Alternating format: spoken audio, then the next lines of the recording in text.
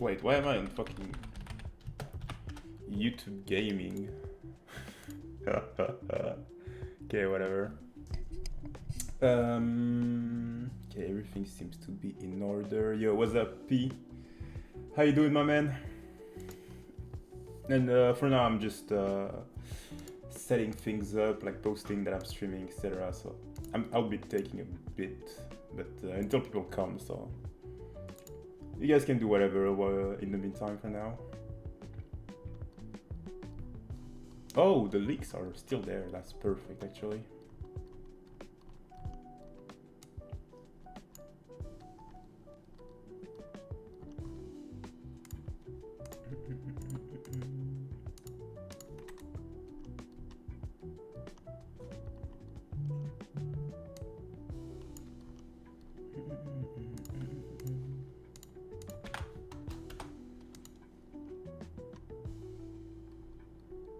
Okay.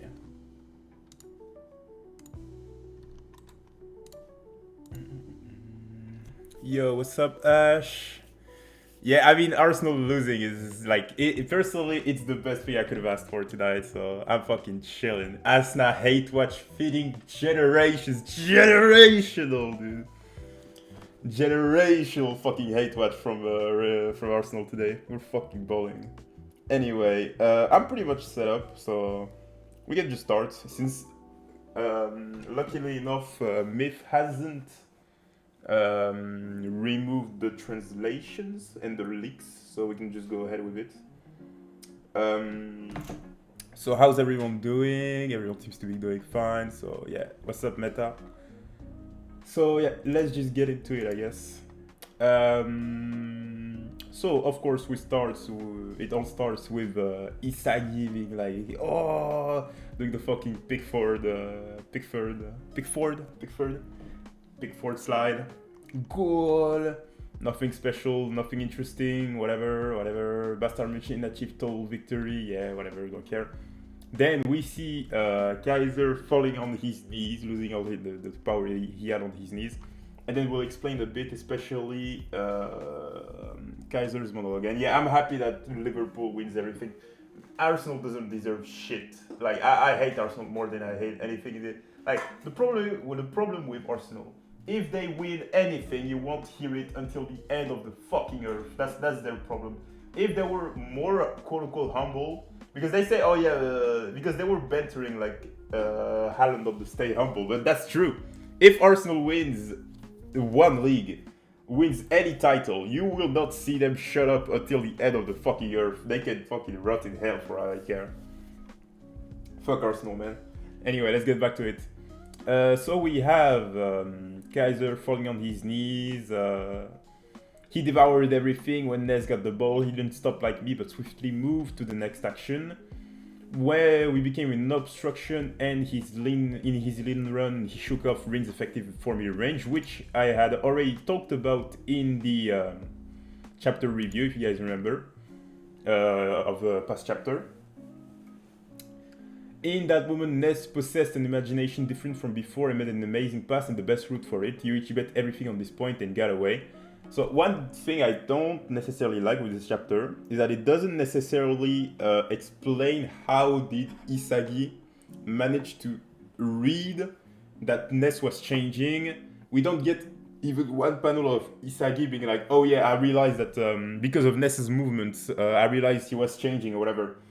Like, it's kind of bullshit in that way because we don't actually get to know how did Isagi read this, how did Isagi know that Ness was changing. That's the only real flaw of this chapter. A pretty big one, but I mean, we've gotten so many flaws over the course of this match that I'm not really that shocked. So, kind of sad that we don't actually get an explanation, but yeah. Yoichi bet everything on this point and get away. Last city score. Also, one thing that's really fun. You see this fucking monologue. Like, I love it. Because it's literally, I was on the server. It's Alex, for those who know him, was like, oh yeah, can you remake, like, if on next chapter, so 294, Kaiser, like, what would you write as the dialogue if you were Kaneshiro? that swine, he changed and he passed to Yoichi. Why did no? This isn't the play I could have done while trading. Like, I swear to God, the way I wrote this is literally the way Kaiser was talking about shit. I can't, man. Kaneshiro is not doing anything special. I fucking hate this.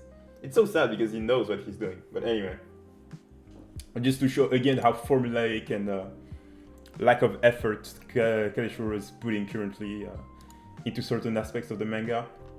Lastly, he paired the drive pass coming from behind with a direct and made the best shot.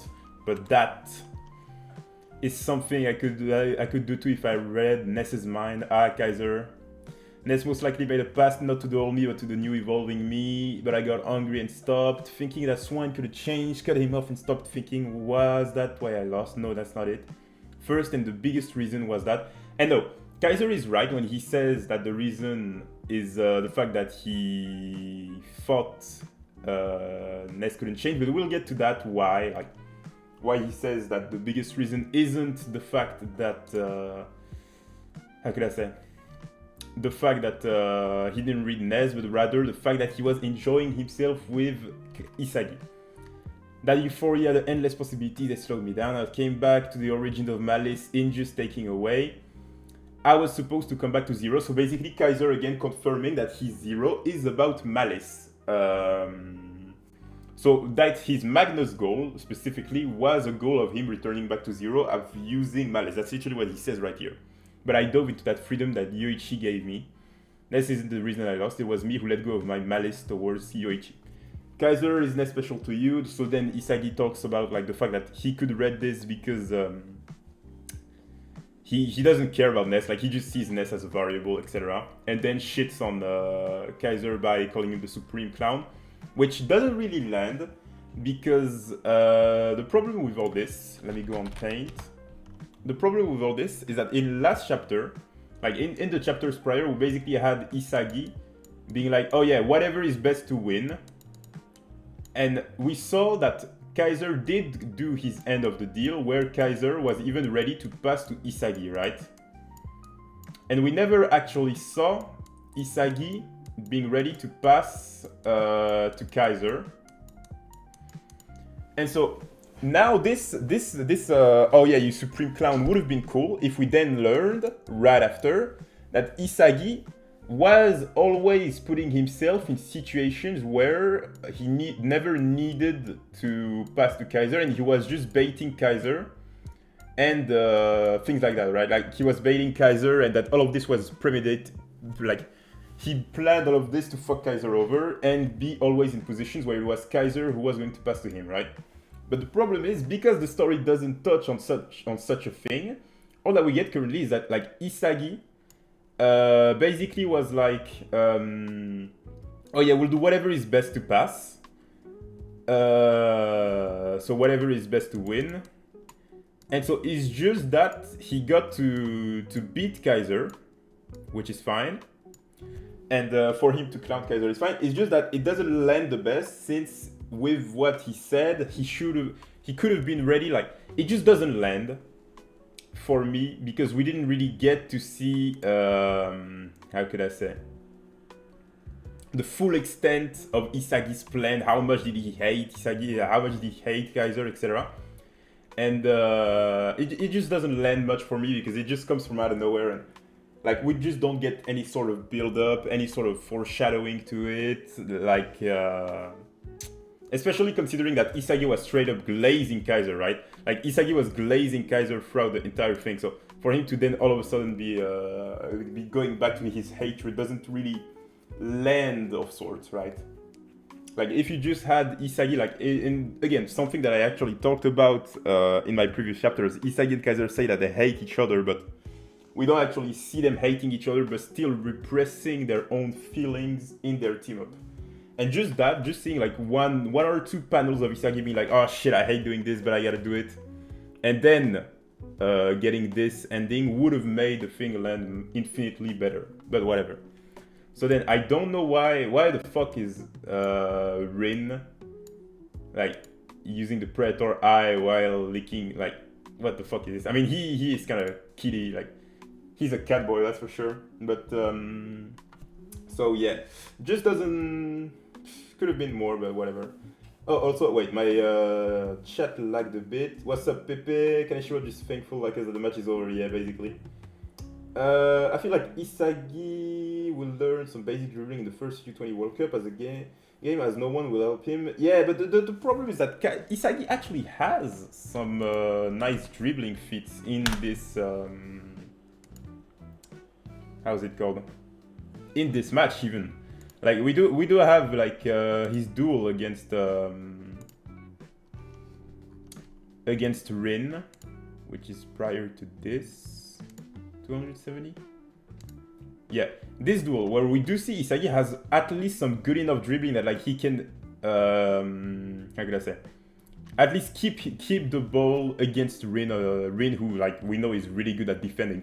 So like there is the fact that Isagi is already pretty good enough.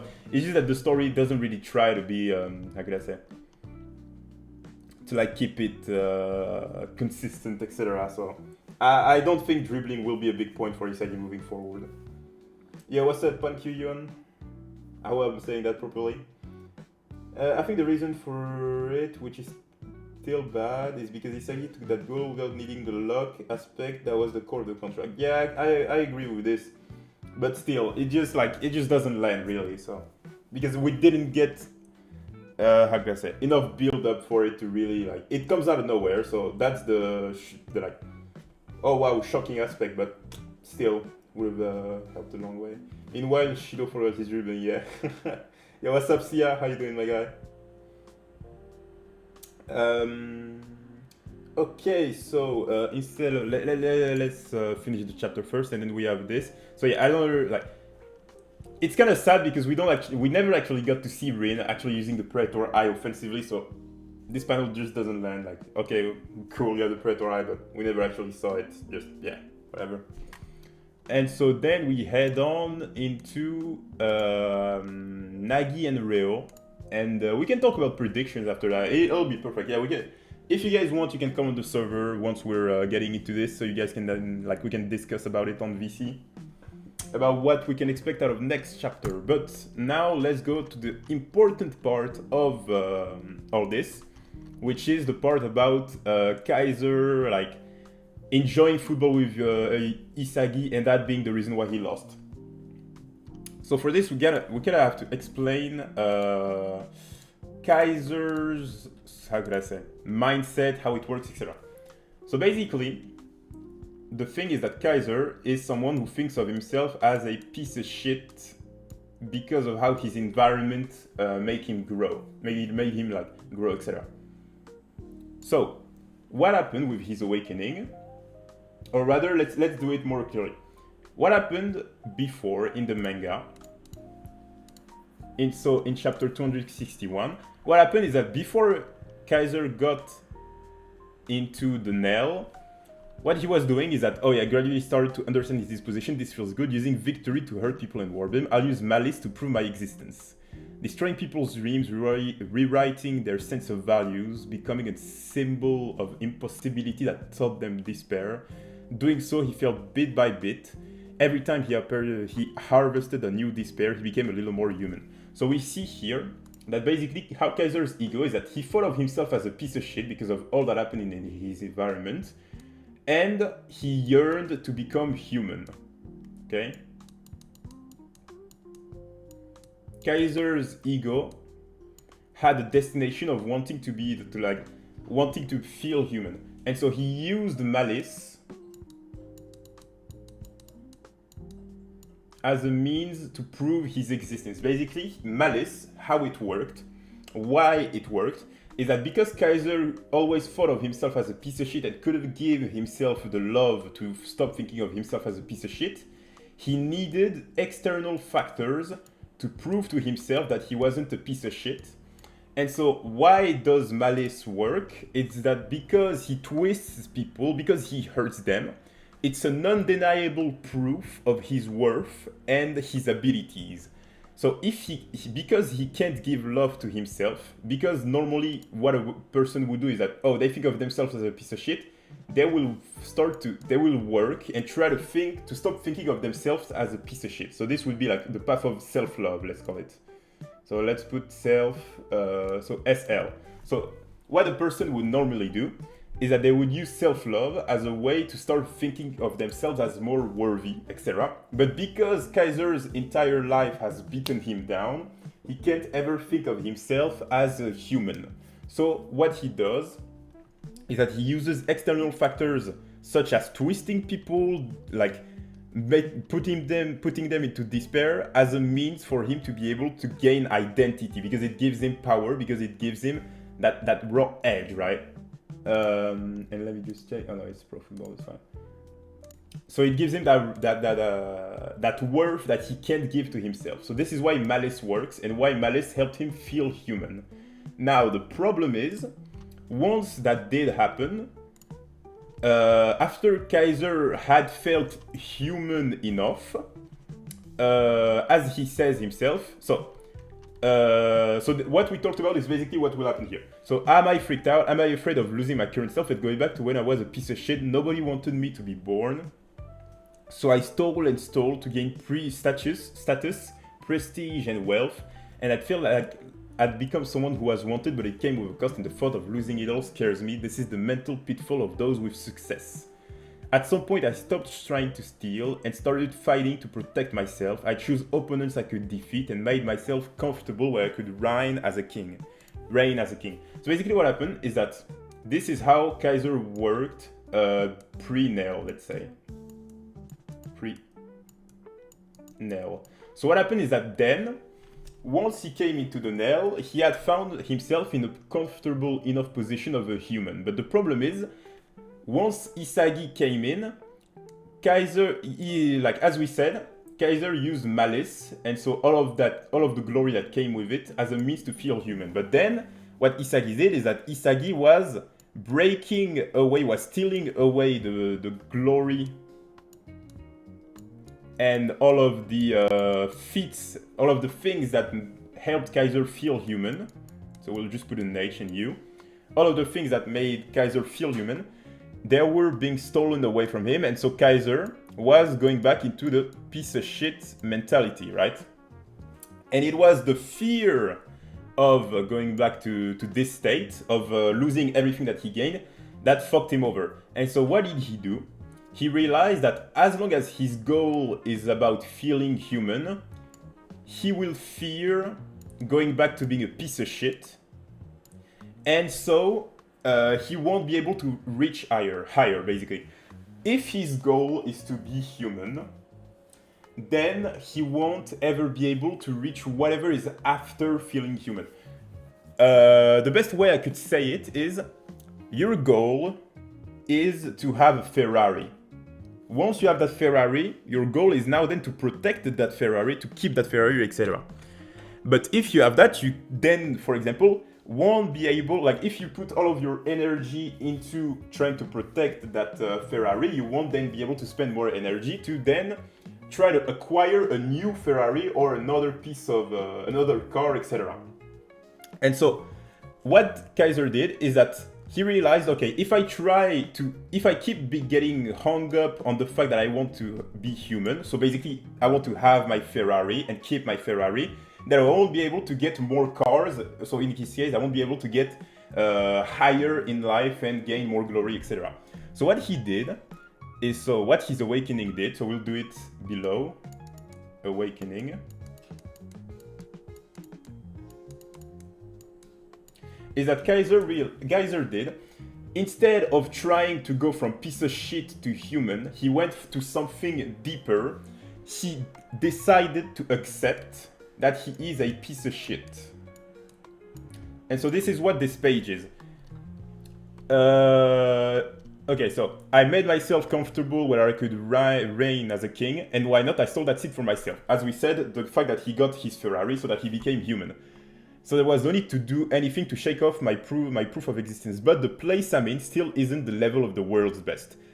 If I fight to protect my current glory, then I can't prove my existence further. But one thing that's really important though, Kaiser doesn't change his way of proving his existence. As he says here, like, I'll use malice to prove my existence, but as you see in this speech, he doesn't say that he'll change his way of proving his existence. All he says is that if he continues to try to gain, like if he only tries to keep being human, he won't be able to reach higher. But the act of using malice won't, like the way of proving his existence, of getting higher into life, still hasn't changed, which will be important for a bit.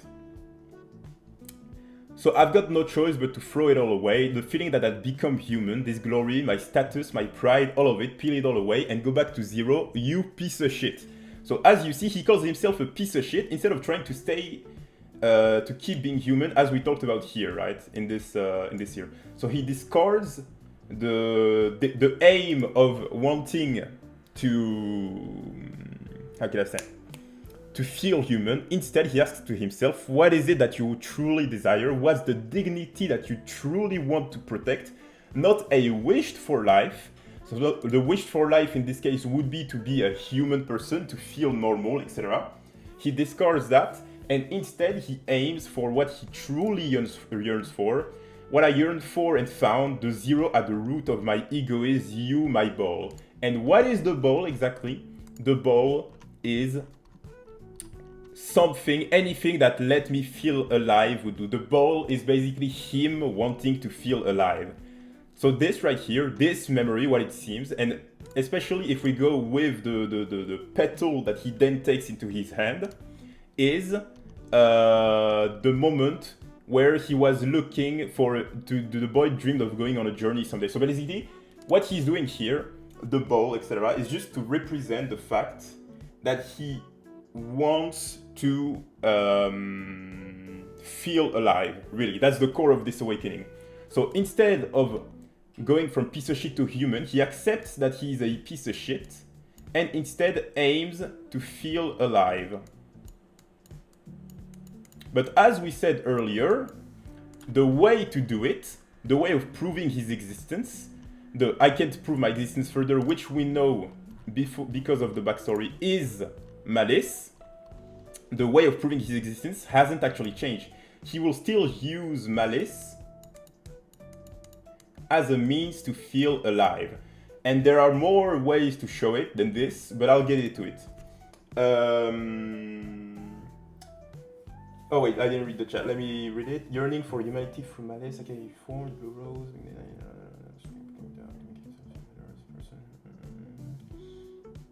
May malice being a key factor in the lack of it if he keeps trying to gain humanity. So one thing I do like also is that, as we saw, he accepts the fact that he's a piece of shit.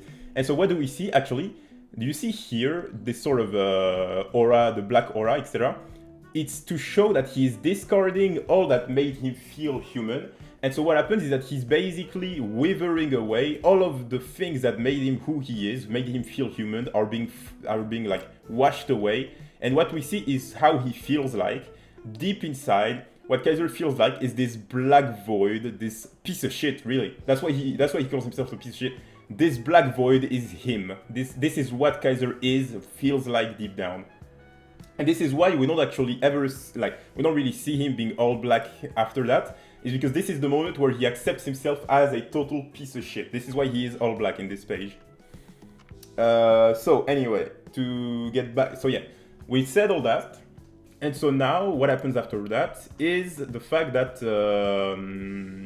he's then ready to, like, as he says here, if I want to climb higher than I am right now, I have to throw it all away. It's time to shed all this useless skin that's forming my current self, to go back to when I was nobody, when I just wanted to feel like I was alive. So really, this is what his awakening did. And so then again, all that we explained is what we talked about. So this isn't a simple motive like an initial impulse. This only calls on the greedy ones who have achieved something and still desire more. This is a turning point between the destruction and reconstruction of my identity. Don't expend time and energy on a defensive battle. Offer everything to updating myself. This is what we talked about when we use the fact that, oh yeah, he has a car, he has his Ferrari, and instead of trying to protect his Ferrari, he will instead give it his all to look for other cars, even if he has to lose the one car he has in the process. But one thing I do like, and that the story doesn't necessarily highlight much, is that we do see that even though Kaiser says all this, he hasn't removed the fear that he has while doing all this. Oh wait, I just forgot something. I gotta do something real quick.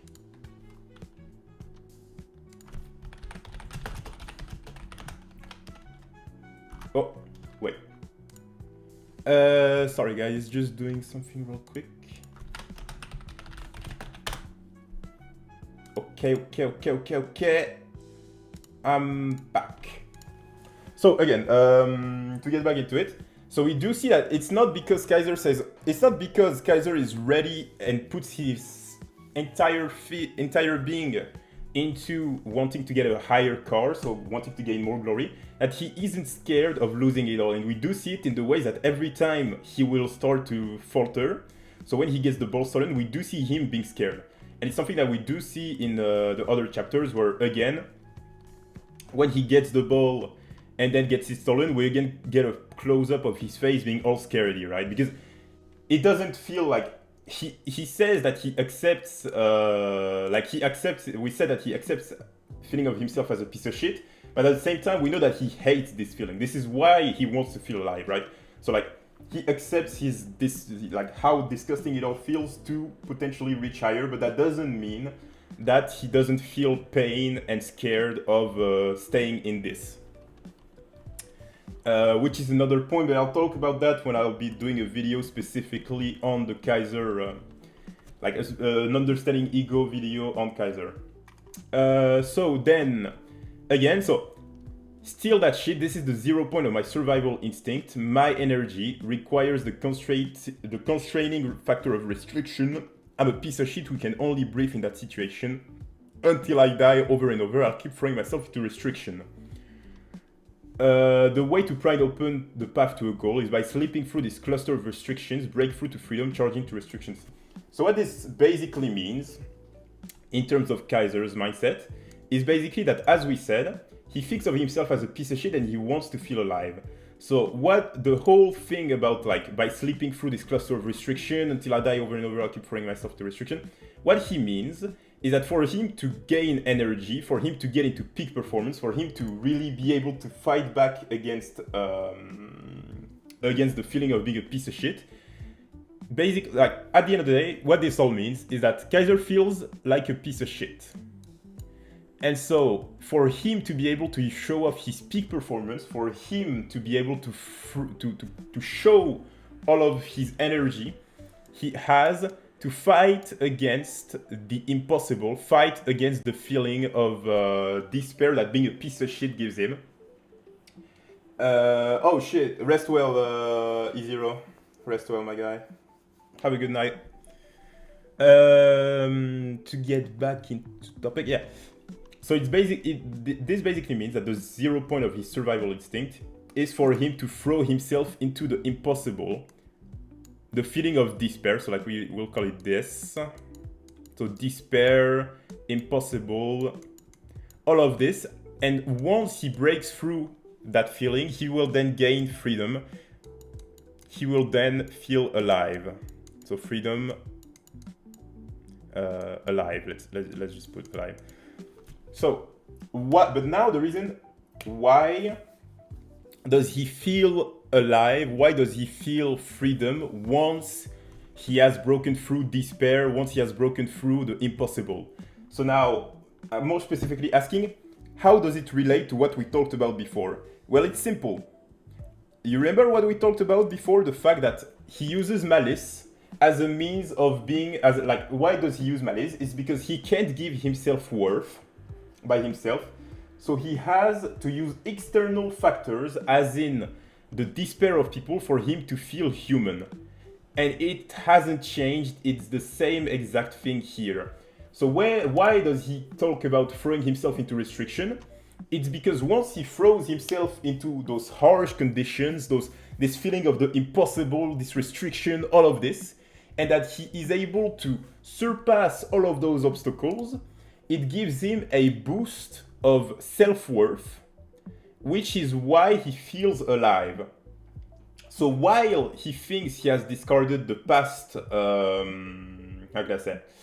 the past ways, So while he feels like he has discarded this setup that we talked about over here, where he uses external factors as a means to feel human and so feel alive, it's still the same thing. It's just that instead of feeling human, he has accepted that he's a piece of shit, but the reason he still feels better once he has surpassed all of the obstacles is because at the end of the day, he feels more human. It's just that every time he will feel human enough, every time he will feel alive, instead of trying to protect this feeling like we talked about over here, he will just wash it away and accept that he is a piece of shit once again. Once again, the best way I can put it into words is think of this. You have an exam incoming, and during that exam you're like, oh wow, if I fail, I'm such a piece of shit. Oh my god, oh, what am I? I need to work. And you're taking restless nights where you're like, you just do it because you don't want to be a piece of shit, right? You don't want to feel like you're worthless, etc. So you really put in the best that you can into succeeding at this exam. And so once you finish that exam, you would be like, oh yeah, you know what? Woo, let's go, I finished that exam. You're happy because the fact that you surpassed this impossible obstacle gives you a feeling of self-worth. And so this is what Kaiser did before. And because of his harsh life, just having been able to do the exam, so feeling worth, so feeling human was enough for him. Now he has decided, once he does succeed at the exam, instead of really being able to let the glory take into his body, to really be able to feel worthy, he will immediately think of himself again as a piece of shit, so that once the next exam comes in, he can redo that same scenario of him feeling like a piece of shit, and that giving him the fuel to then succeed at the exam. And so that's the core of Kaiser's awakening, what it does to his psyche. And so that's why in the chapter 263, he talks about the destruction and the destruction and reconstruction of his identity, because he manages to succeed at the exam, so he surpasses the impossible, but then immediately reverts back to the fact that he is a piece of shit as a means for him to again, so as he says himself, go back to when I was nobody, when I just wanted to feel like I was alive. So he does again that sort of loop of, I win, woo, nice, okay, I'm a piece of shit actually, I'm a fucking piece of shit, I gotta succeed to stop feeling so fucking shit, woo, I succeeded, oh no, actually, I'm still not done enough. And so that's his path as a striker to becoming the best, actually, currently at least. And so that's the core of Kaiser's awakening. And again, you'll see that in the way that I talked about all this, you'll see that his aspect of how can I say, of using malice is still the same. He still yearns to absolutely destroy others, to make them despair. He hasn't changed. The fact that he wants to prove his existence, it is still the same thing. It's just that the end goal isn't the same, right? As you see, again, I can't prove my existence further, but the way of proving his existence via using malice still hasn't changed. And one of the, how can I say, the ways of seeing this, one of the visual cues, because BLLK has a lot of visual cues, like for metavision, etc. When you look at it, when Kaiser is normally shooting, like for example here he's shooting and you see the black thorns, but then what happens once he talks about using malice, we see that he has black the thorns instead become black, they become darker, you see?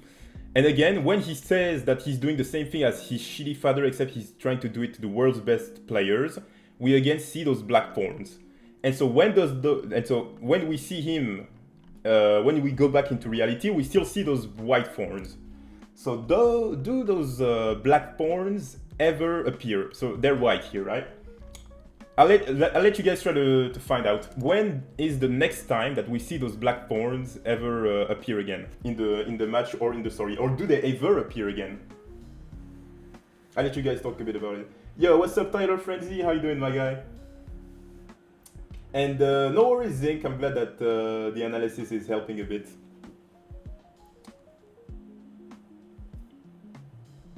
So I'll wait a bit, and then if no one is responding, I'll just... oh wait, but is it my... Oh, it's probably my chat who's fucked. Oh no, it's not. So I'll give you guys like 1 more minute, and then I'll give you the moment where we see those black thorns again, and as we said, the black thorns appear when Kaiser talks about using malice, right? So like, again, during most of the awakening, we don't see them. Like here, Kaiser still has the white thorns, nothing special, nothing special. And then, when do we see them, finally? We see them as Kaiser shoots the Magnus. So look, now the thorns become black. And even the shot itself has the same black thorns that we saw in his backstory. So it's the best visual proof of him still using malice when he is shooting the Magnus. Even though there's the whole talk about love, which we will explain in a bit. So you see, when he talks about wanting to be loved, we see that the thorns are white, but then as they come in closer and closer to the goal, they continue to be black until he scores. And we see again, the fact that the thorns, I don't know how you say it, thorns, the thorns get around Isagi is a means to show that Kaiser's malice, the black thorns, have hurt Isagi. They have left a scar on Isagi, and so basically to show that he has scarred Isagi with his malice, with his pursuit of the impossible, he has to rewritten Isagi's sense of value. He has become an impossibility in Isagi's mind, and that's why the black thorns are around Isagi as a means to show that that his malice has managed to touch Isagi, even if though we know that Isagi does rise up, etc., because he always manages to be reborn. We do see that in that moment, he basically, the thorns and the malice has managed to get through to Isagi, and he has scarred Isagi's mind. Left a scoreboard, just get even if so hard to forget about wanting to score 3 goals. Yeah, let's not get into that, Tyler. I'll start tweaking the fuck out. So that's the core of Kaiser's awakening.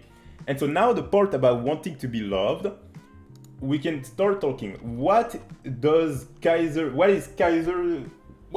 being loved to Kaiser mean? And for that, we can just look at the chapters we saw before, and we see that the core difference that Kaiser sees between him and people, quote unquote, people, is that unlike him, the people, they're like people who were desired, people who could be born, like people who have worth, but also people who are desired. And so that's the core of Kaiser's take on love. Because you do see again that in the next chapter right after, what do we see? So I stole, and I felt like I'd become someone who was wanted, but it came with a cost. So basically, Kaiser's speech about wanting to be loved, and so the reason why after that in his free kick later down the road, which is around here, yeah. And so later down he starts saying that I can only live by hurting others. I'm a constrained piece of shit who wants to be loved. So while he yearns for love, why can he not realize that if he hurts others, he can't actually get love? Is because for him, his definition of love is much more focused about about feeling desired, about being desired. That's the core of it. And that's the reason why he doesn't realize the sort of paradox between what he says, why he doesn't realize that if he hurts others, he can't actually be loved. Because in his mind, being loved is about being desired. That's what he always yearned for. That's what he always wanted in his life. He wants to feel desired. So that's the core of Kaiser's. And so that's why, again, we see that that's why he says yearn for the love and power this kick with malice.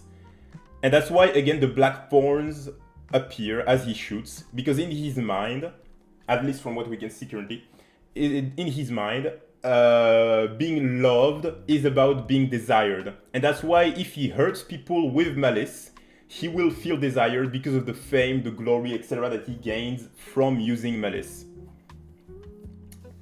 So to get back into a bit of our chart, quote unquote chart, let's do a quick run through of what happened so far. And so then once that's done, we can then head on into the newest chapter and explain a bit why Kaiser's monologue here is like, how does it tie to everything that we talked about. So we saw that before the nail, Kaiser thought of himself as a piece of shit, but he couldn't give himself self-love because in his mind, because of the way his father has twisted his mind, he thought of himself as ultimately a piece of shit, and that's all he can ever be. He can't give himself love. That's just the truth of his life. He is a piece of shit. So what he does to then feel worth, to then feel self-worth, to be able to feel human, is that he uses external factors.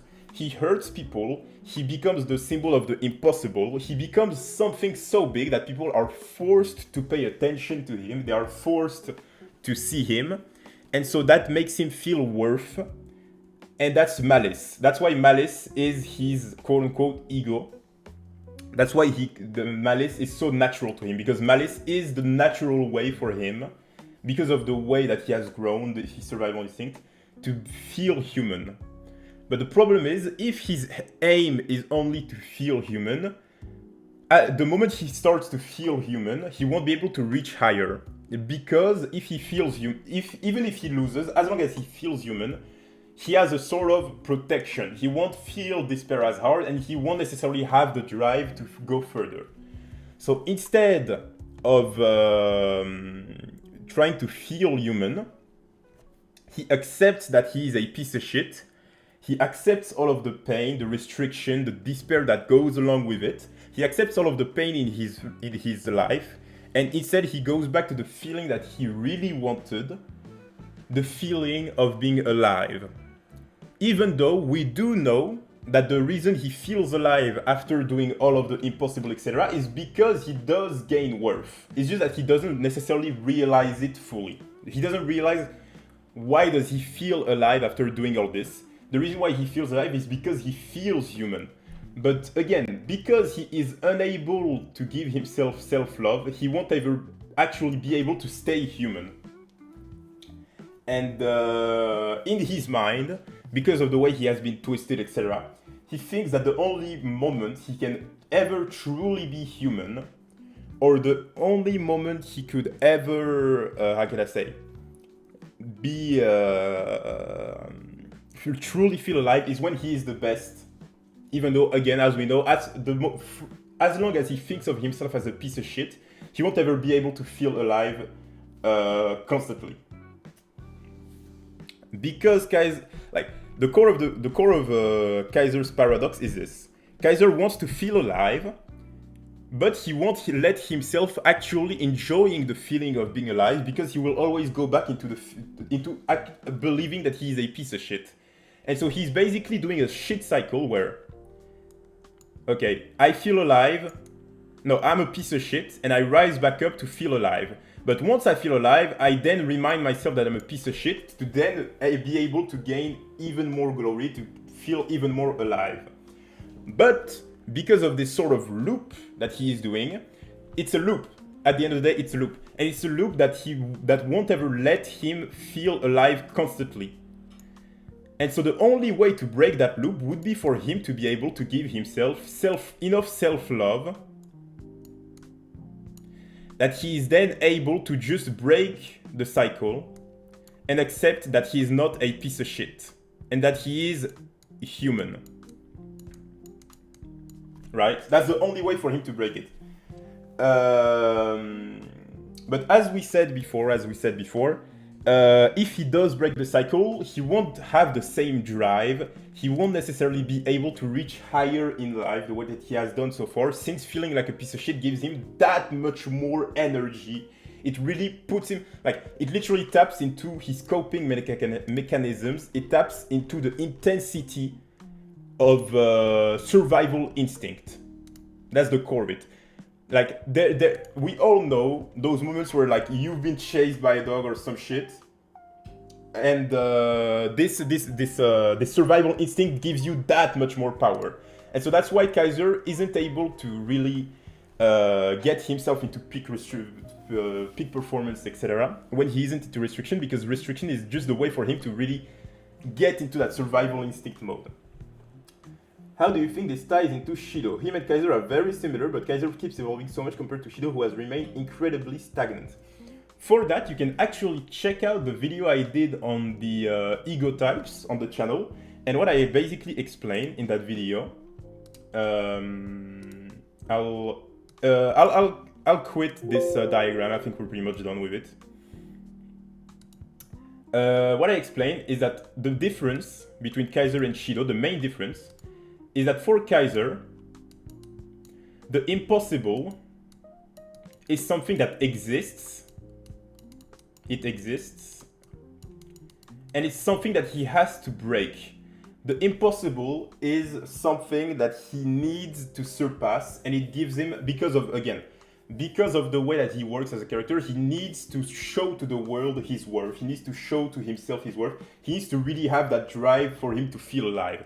So the drive that Kaiser has is one of survival, which is really strong, and that's why Kaiser evolves constantly, is because he's literally constantly on edge. Like, for Kaiser, every single moment of his life is like him being at the border of death, because if he fails, he will feel like a piece of shit and he will feel worthless. He will feel like in the depths of despair. So that's why Kaiser continuously evolves, because he has constant pressure in his mind, and that's the restriction that we talked about. He has constant pressure of him being a piece of shit, of him being worthless, of him just not having any worth. And that's why he evolves so much.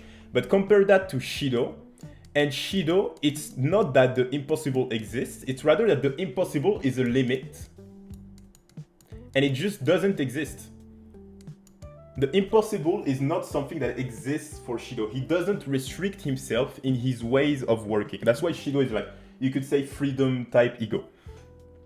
So basically, Shido, because the impossible doesn't exist, the only his drive is only as strong as what he desires. It's not like Kaiser, where Kaiser is constantly on the edge and so constantly needs to evolve, otherwise he basically kills himself. Like, he dies, he becomes worthless, and he feels like absolute shit. For Shido, it's him rather doing whatever he wants, and there is no limit to what he wants. And so for Shido, it's the fact that if I want to do something, if I want to do something, I do it. I want to do, I do it. If I want to, whatever. If I want to do it, I do it. And so that's why Shido doesn't evolve as much as others. It's because it doesn't type into a sort of survival. Like, we do know that he says that, similarly to Kaiser, in the sense that for him, scoring goals is like living. It's his, how can I say? It's quite literally a matter. Let me find the exact quote. Oh wait, no, it should be actually. Oh no, it's after that when Ryo comes in. It's 129, I think. No, 130. So yeah, the world doesn't know me yet. Past active rules that make us win. Soccer isn't a sport. How many times do I have to say it before you get that? It's just pure existence for me. My weapon is extreme spatial awareness. So the thing is that for him, it's just pure existence. So compared to Kaiser, where how can I say? Compared to Kaiser, where football isn't his existence, but rather the only way that he can exist. For Shido, football is existence, and he knows that as long as he's alive, as long as he can play football, etc., he will be able to have fun, etc. So there is not that same pressure, because for Shido, it's just about living and enjoying life. That's the core reason. Because Shido is all about enjoying life, just doing whatever he wants, there's no impossible, etc. He doesn't have that same drive that Kaiser has. That's the core of it. And again, as you said, they have a lot of similarities in themes and the way they approach things, etc. But that's something I might talk about another time in another stream, etc. For now, we'll just get back into the newest chapter, because all of this was basically to explain the recent chapter and how it ties into Kaiser's development. Before we move on, do you guys have any questions, anything you want to talk about before I move on?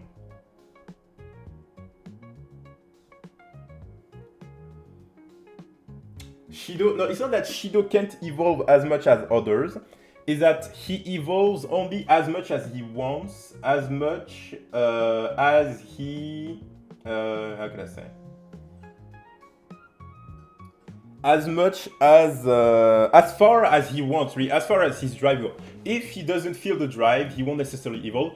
And so it's just that he doesn't have the same pressure, but he could get it. For example, Isagi is also a character who doesn't necessarily have that whole like survival instinct, etc. It's just that he forces it on himself. He really developed that drive, and that's how deep his desire goes. So it's not that Shido can't evolve as much as others.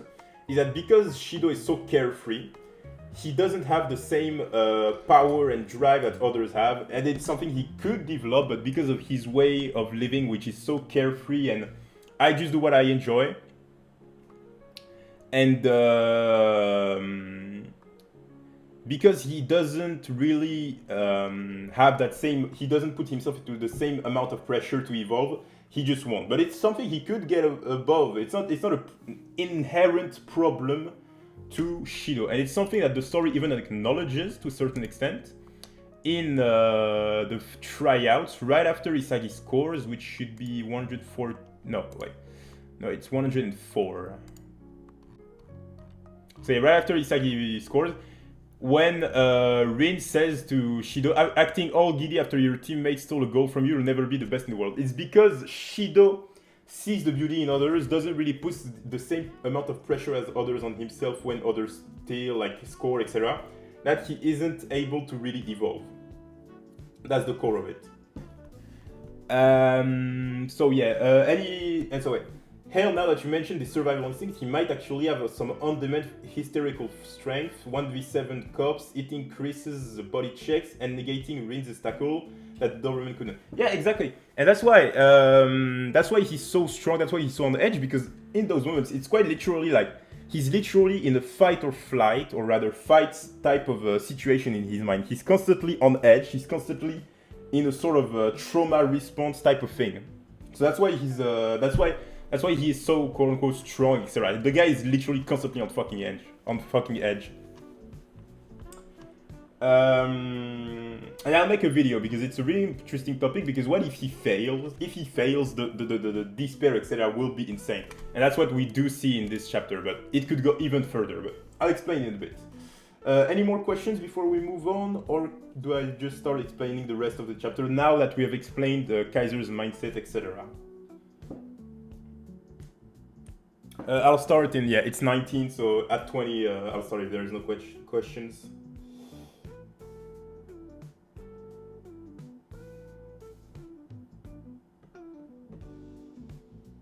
Let me just check Twitter on the side. Oh, nothing.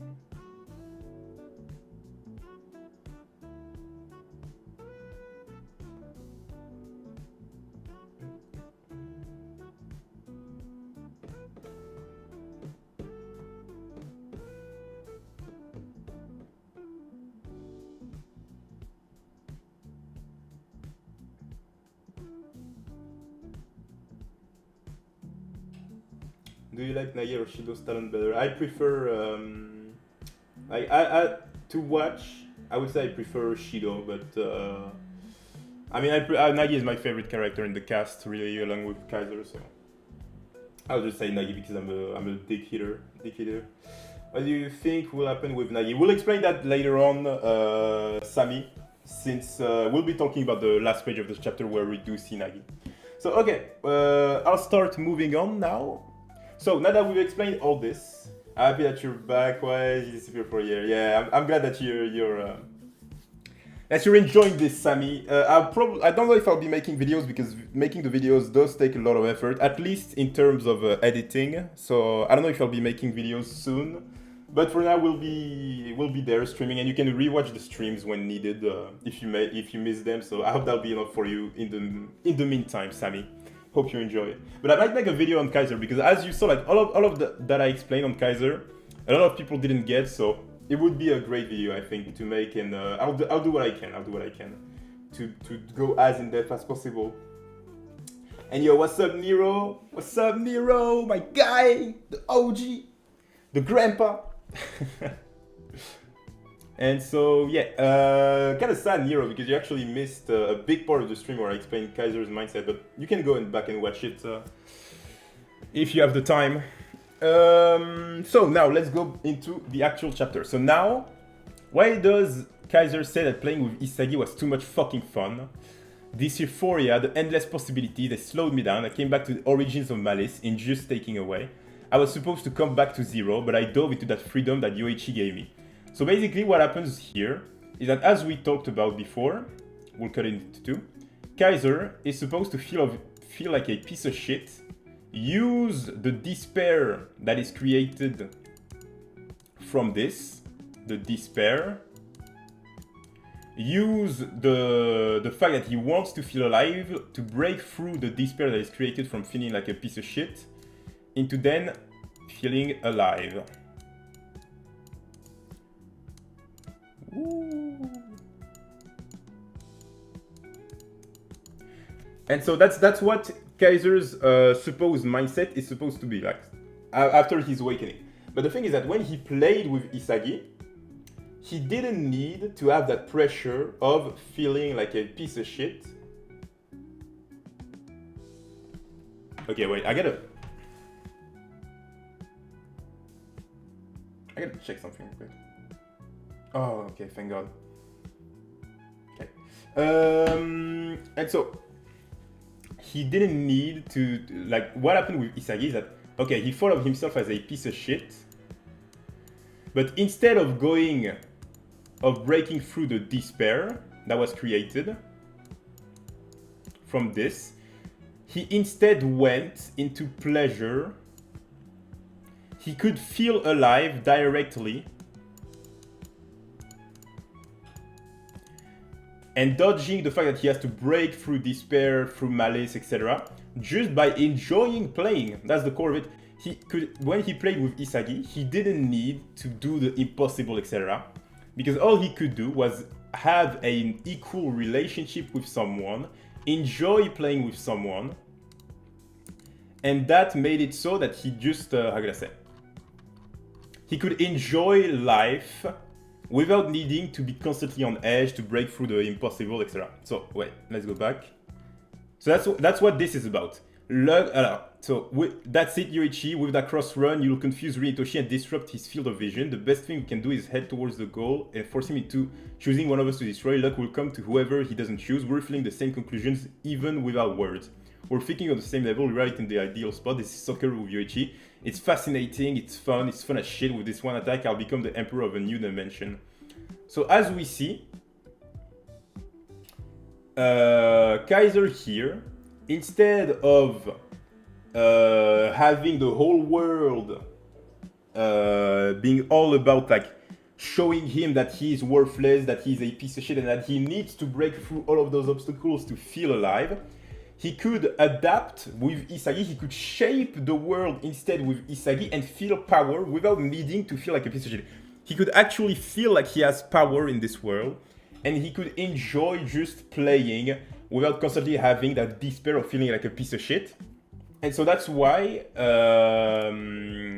he says that soccer with Yoichi is so much fun, because it was taking his mind off of the pressure, off of the despair that he was usually feeling. And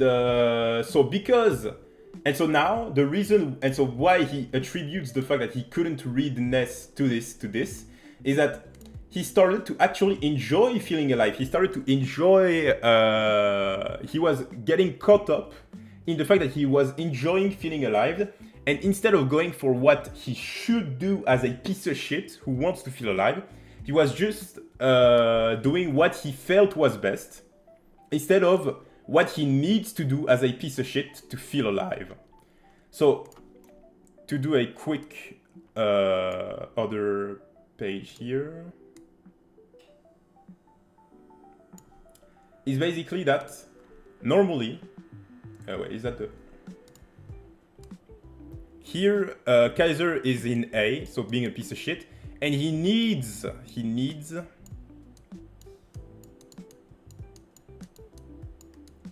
to break through the pressure to get into feeling alive. alive. Yeah, I'll just put AV. But what he did here is that he was enjoying the process. So we'll put again the fact that he's feeling like a piece of shit. And so he was thinking, he was doing what he feels. So he was, how could I say? Instead of doing the necessary, he was doing what he wanted. To feel pleasure. And that's why when Ness then comes in the chapter right after, he doesn't believe in Ness because he does what he wants related to Ness. He does what he wants. He basically goes for the choice that he believes in, the choice relating to Ness, because he doesn't, without even realizing, he doesn't actually want Ness to pass to anyone. He doesn't think that, he wants to hang on into the fact that he still has Ness in his grasp, etc. He wants to go for what he feels is best, what he wants, what would make him feel pleasure, instead of what is necessary for him. And that's why he couldn't read Ness, because he was so caught up in the fact that he was finally feeling alive without all of that pressure that he felt. And that's what Isagi then calls out, this euphoria. Nana. Ness isn't the reason that I lost. It was me who let go of malice towards Yoichi. Kaiser is not special to you. To me, he's just an equal player who hid his possibilities, but in the last moment, you treated him differently. Based on your relationship, you deemed him worthless. Instead of fully becoming a machine for the goal, you acted on your feelings. That's the last piece that decided the outcome between us. And so, now the sort of tragedy in all of this, is that we saw that Kaiser's backstory, that whenever he was literally being told he was useless, that he was a worthless piece of shit, etc. His individuality was constantly killed, right? And now the tragedy of the newest chapter is that for the first, you could also say, moment after he decided, after he had given up on Ness, after he had given up on the path to, or rather, no, let's say it this way. Kaiser is all about wanting to feel like his individuality was killed as a kid. And so then after he frees himself from this environment, he starts finally being able to again enjoy his own individuality. He starts being able to feel worth about himself as a person and to feel alive. The problem is then when he wants to reach higher in life via the whole the Nair, etc. Then he realizes that it's because he wants to still feel human, because he still wants to feel individuality and get away from the fact that he was being worthless, that is stopping him from reaching higher. And so he again sort of kills himself and keeps himself into that position of I'm worthless, etc., as a means to get higher in life.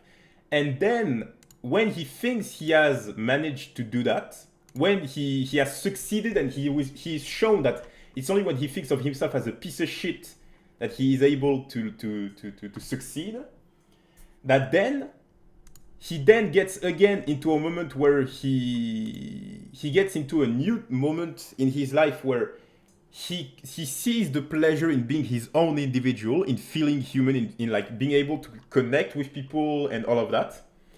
And life immediately fucking beats him down for it, with Isagi calling him a supreme clown.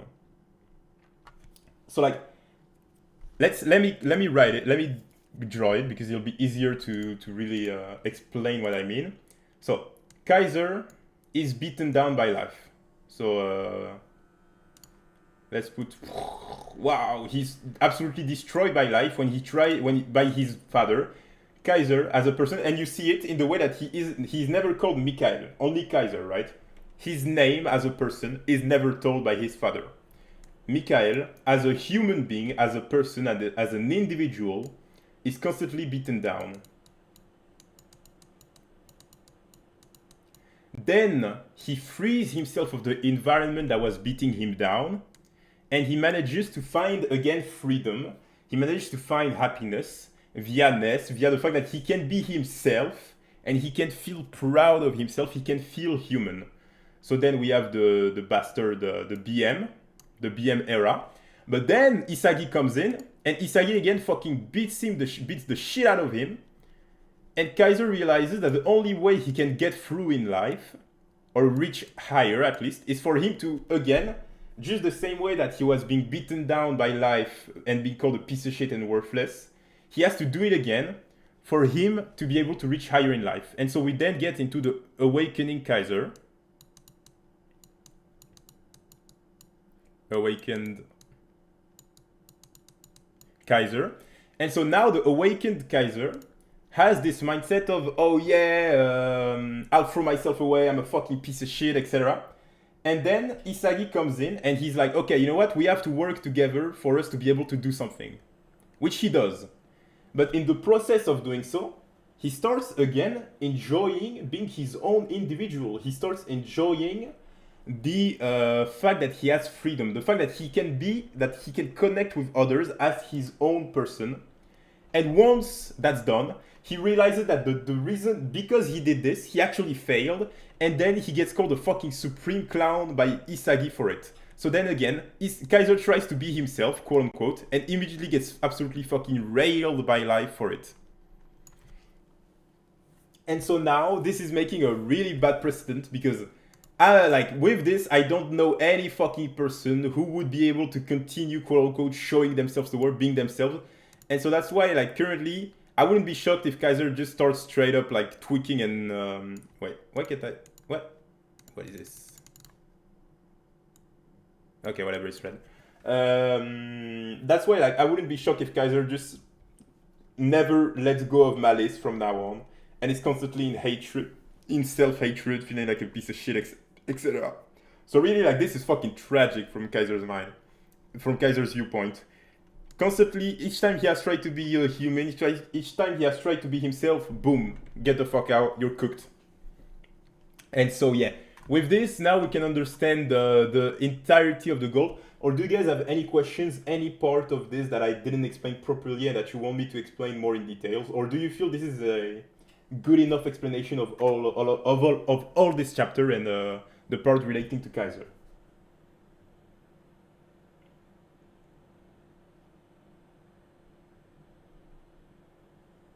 And also, do you think that survival instinct will lead Kaiser to win at the end? No, I actually think he will fucking kill himself over it. Like, the survival instinct shit will just be his downfall, really. But I'll make a video about it one of those days. But it's for another time, let's say. Oh wait. Oh, the video is over. You know what? Let's just. Oh, anyway, I'll just put this.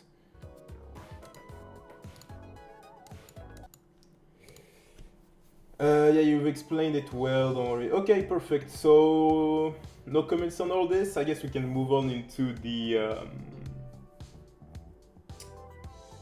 And so, oh yeah, and so that's why, again, like, he says that... but I dove into the freedom that Yoichi gave me, again, like, the fact that he could be his own person, etc., which then he was beaten down with. And, but I was supposed to come back to zero. I came back to the origins of malice, So that's why he says that he should have had more malice for Isagi, because more malice would have given him more power, would have given him, like, he wouldn't have strayed away from winning. And it's the fact that he wanted to be himself, to have ideas, etc., that really just kicked him out, really. So yeah. And so yeah, why do you think Isagi called him that? Oh, it's simply because Isagi constantly called him, like, he called him a clown. So if you want to go deeper, I guess it's just to clown. Yeah, it's just to clown Kaiser since how can I say? Oh my god, I still hate the Isagi thing, that we don't really get an explanation for Isagi's thought process. Like, we don't know if Isagi, as I said earlier, if Isagi did this pact while never putting himself in a situation where he would have to pass to Kaiser, where he never thought of actually passing to Kaiser, because the story doesn't acknowledge it. I just can't make sense of Isagi, really. I could try to make some sense of it, but it would be headcanon. It would always be headcanon. I just can't enjoy that. So honestly, for that, Tyler, I have no fucking idea. let's just think of it for now as Isagi constantly called him a clown, and so yeah. I guess you could say that he called him a clown, and at least the way Kaiser will surely rationalize this is that Isagi called him a clown because he tried to put himself first and his emotions before victory, the way that not the way that Isagi would. So like Kaiser is fucking like this is like Kaiser is fucking doomed right now. Like if this, he will 100% take this as a way of saying like, oh, you try to put yourself first, you try to take the easy way out instead of going into malice, etc. Man, you're a fucking clown. You're a clown.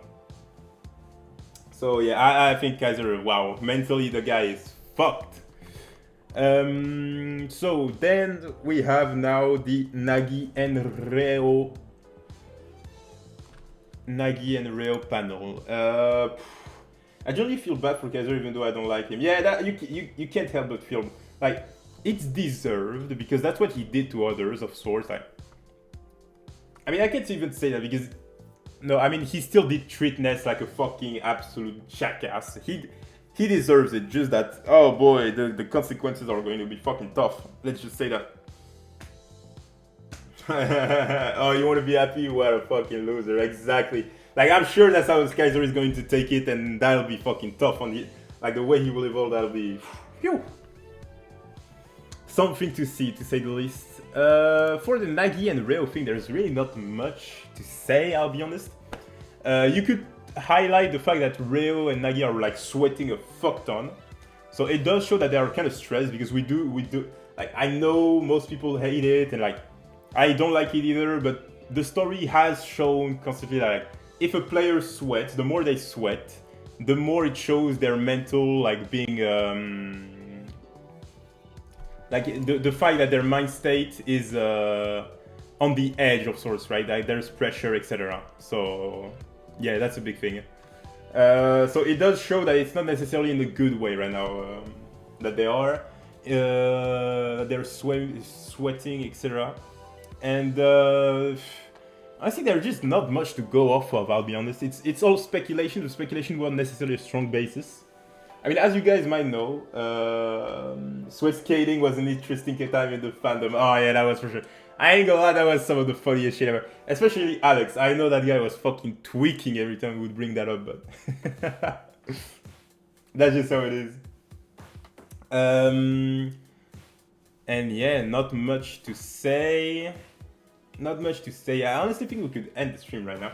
I mean, yeah, it's all speculation. Speculation, it's so baseless that I can't really have a strong feeling about things, etc. All I can say is Nagi and Reo are fucked up right now. They're fucked up, and as you guys might know, I'm on the Nagi lock-off agenda. Like I'm probably the only guy who made a video about Nagi actually possibly locking off. Like, hell, I didn't even say he will possibly lock off. I said he will lock off. Si tout est carré, il meurt. Si tout est carré, if everything is in order, Nagi should fucking get locked off and die over here, but we'll see. And so yeah, I think I'll end the stream there because there's just not much to say, so I'll just respond to your questions. If anyone wants to come into VC to discuss a bit about the specific thing, you can come in. I'll drop the link of the Discord server, and you just tell me in this chat section though, if you want to come in, and yeah, we can just VC. And let's do it until 43. If I don't see any big questions or requests to come into a VC at 43, I'll just end the stream and it will be good.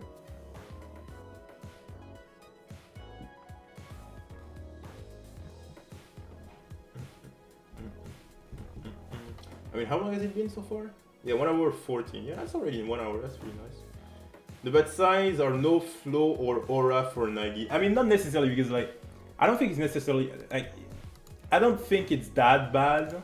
Mostly because, like, even in we didn't even get fucking flow eyes for Isagi. Like, we did get the reflex sclera, like the black sclera, but we didn't get any flow or anything, so I don't think it's that bad that there is no flow or aura.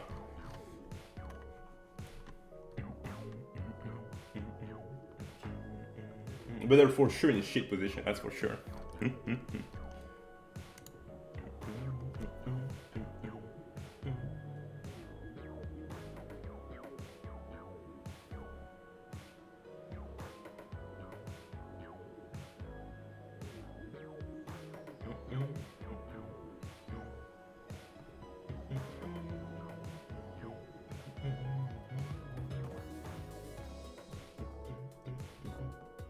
Oh my god, I'm so fucking happy for this Asna fucking...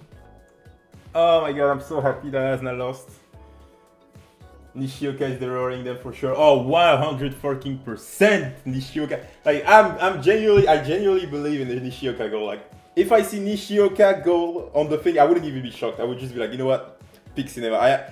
I'm serious by the way. I'm genuinely serious. If Nishioka scores, I wouldn't even be shocked. Get me that Nishioka, oh shit. Get me that Nishioka top 23, minimum. Nishioka top 10, give it to me. Inject it into my fucking bloodstream already. But I'm serious by the way, I wouldn't be shocked if we do see Nishioka. Like one last Nishioka be like, Reo is like, Nagi, pass to Nishioka, then Nishioka does like a fucking nutmeg or something. I need it, I actually need it, I actually need it.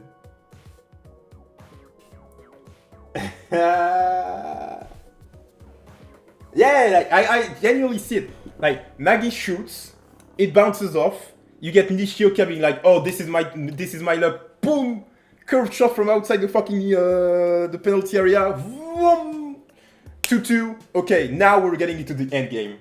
30 minutes. Yeah, we're 30 minutes back. 30 minutes back. That means you can get Nishioka goal, and then you see the 2-2. You see at the 2-2, you see like a panel of Nishioka being like. Bashira being like, oh, Nishioka, I didn't think we had one more egoist in here. And then they get into like the 1v1, there's the big 1v1, the big duel of the fight, the end of the match, and Nagi and Reo trying to do something. Ah, peak fiction, dude, peak fiction. I will be there.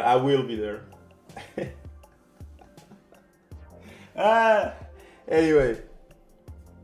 Oh shit, that's Naga. Oh, yeah, I mean, who would be tweaking as bad as fucking... Who would be tweaking as bad?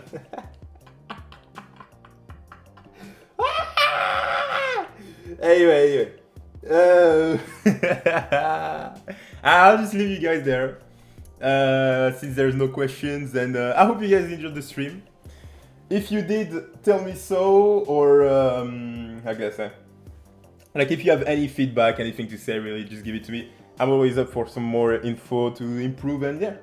Have a great night, fellow egoists.